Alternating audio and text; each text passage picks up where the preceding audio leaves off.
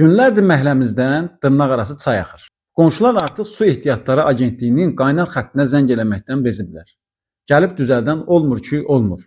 Hətta qurumun mətbuat katibi ilə də əlaqə saxlamışıq. O da problemin həll olunacağını deyir, amma yenə də gəlib məsələni, problemi həll edən yoxdur. İş orasındadır ki, bu borular dəfələrlə deşilib.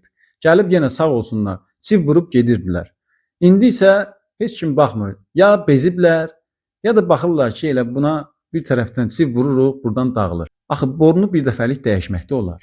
Daha bir maraqlı məqam ondan ibarətdir ki, bu vətəndaşların ehtiyatından getmir. Su ehtiyatlar agentliyinin ehtiyatından gedir. Yəni bundan narahat olan tərəf elə qurum olmalıdır.